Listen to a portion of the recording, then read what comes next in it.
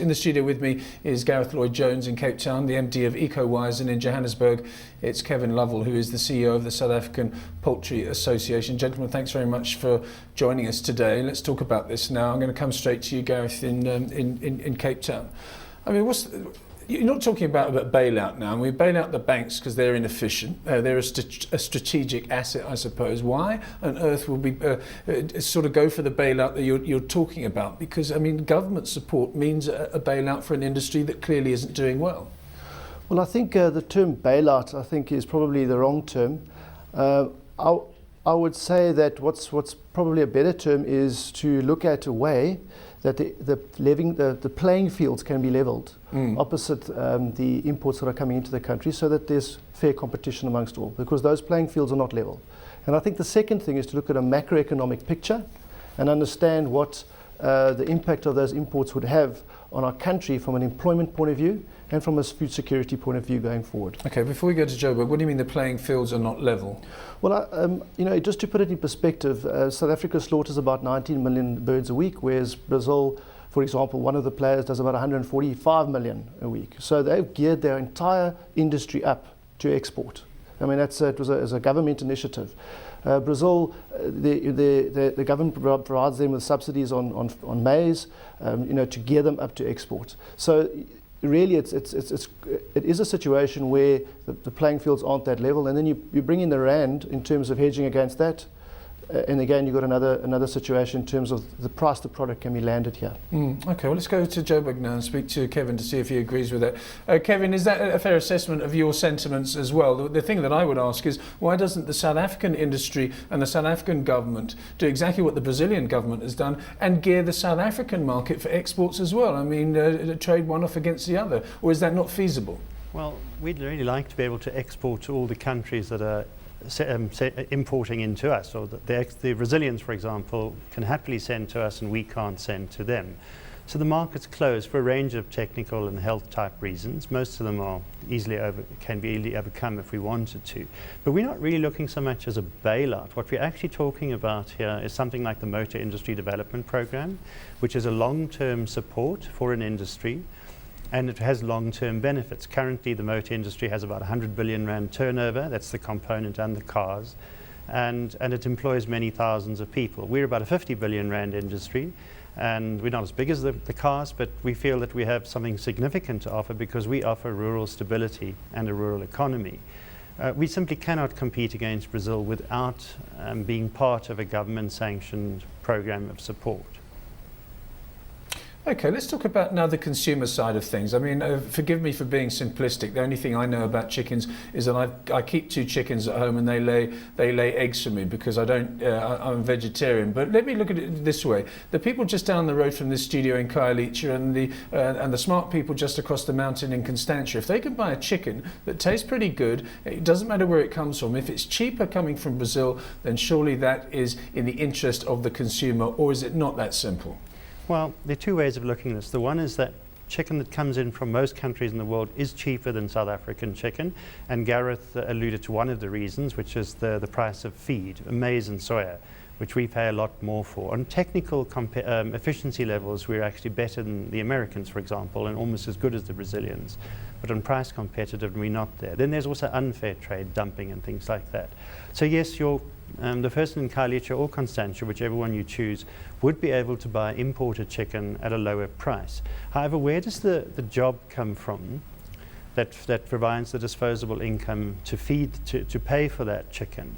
And secondly, where does the foreign exchange come from? Last year, we imported on the FOB, or free on board level, about 2.8 billion rands worth of chicken. This year, if you take the first 4 months and you turn it into annualized figure, which is a bit risky to do that, it's about 3.6 billion. So in other words, we've wasted a few billion rand unnecessarily on something that we're perfectly able to produce and would have led to that amount of economic activity or more in South Africa. You've got to weigh the 2 up. Definitely there would be a price increase if imports were severely restricted. We would never want them to be stopped. But surely the many thousands of jobs, we estimate, depending on the volumes of imports that are curtailed, around about 15 to 25,000 jobs are possible directly, and then there's a whole lot of indirect jobs. The maize, the chicken industry is the second biggest user of maize in South Africa. And we're the growth market for maize farmers and for soya farmers, because people aren't eating more maize as a starch. They're using bread, pasta, rice, things like that as they move up the economic ladder. So we're the growth market not only for retail in South Africa, we're the single biggest part of food retail, chicken, but we're also the growth market for maize. So we have there are all these links, just like they were with the motor industry plan. So I would be cautious to say that cheap is cheap. Yeah, okay. Talking about maize, actually, I noticed that the US crop is under extreme pressure. We just had the agricultural authorities in the United States talking about the worst drought since 1988. That's another story which we might get into, input costs. Let's go back to Gareth Lloyd-Jones, the MD of Ecowize. Is it an efficient industry? I mean, if you compared us to the Brazilian industry and you took out all the government subsidies that are thrown at the Brazilian market, would we be as efficient? Bird for bird, yes. I think we would be as efficient. But I think it's another salient point here which relates back to the support from government, and that's around the issue of food safety. The reality is that when one elongates a supply chain by bringing product in from a country far away, going through multiple points of entry and broken supply chains at that, in terms of the technical jargon, one does perceive a much bigger food safety risk that needs to be dealt with. Now, the government has spoken about a food control agency. They've spoken again about it, and yet it hasn't come to fruition. Their task would be to control these kinds of imports and implement the same kind of strict measures that our local producers have to face on a month-to-month basis from third-party auditors and from food safety auditors to make sure that the South African consumer is actually protected from a food safety perspective as well. So when we talk about government intervention, it's not only necessarily on a direct level. There's a whole host of indirect mechanisms that I believe also need to be in place to make this a level playing field. There's so many things, so many implications as well for the retailers and the retailers' customers, because you get a chicken that's either produced by Country Bird or Astral or Sovereign Foods or Rainbow Chicken sitting there, and there's one from Brazil. There's obviously got to be continuity of supply. There's obviously got to be contracts that are entered into, long-term contracts, so that you know that you're getting an X amount from Brazil, X amount from the local producers.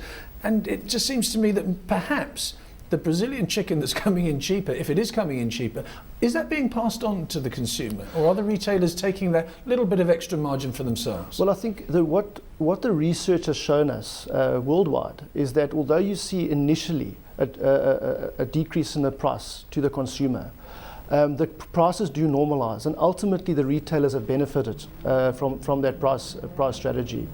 Again, when you bring the rand into it, it does change the picture again. So I think that the consumer is not necessarily going to be the one getting ultimate benefit. And one thing must be mentioned here is that the Brazilian chicken is not necessarily making it into your mainstream retail outlets. It's going into much bigger feeding schemes, into the hospitality industry, and you don't necessarily see it as such.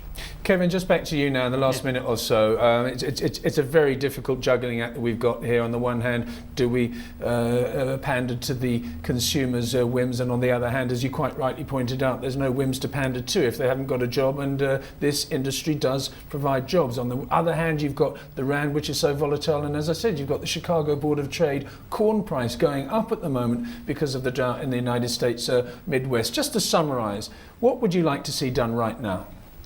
Well, what I'd really like to see actually is that the full trade suite that's available in terms of the Uruguay round, which we are compliant with, is made use of, just as it is for the Motor Industry Development Program, so that we can actually have a long-term sustainable plan of growth. And then we need to deal with some of the bilateral trade agreements. The one we had with the European Union was unfortunately not that well crafted from a chicken perspective.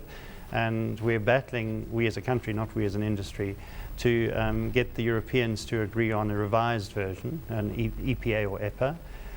If we can sort those things out, I think we create a framework. Is that as our national diet changes, more and more animal products, whether they're the eggs from your garden or the meat from an animal, are going to be eaten. And that's going to give a great opportunity for the growth in all the animal product industries in South Africa, and also for the feed and the grain industries. In other words, we're a growth point. We're not the blacksmith industry in South Africa. We actually represent the future if we're well managed.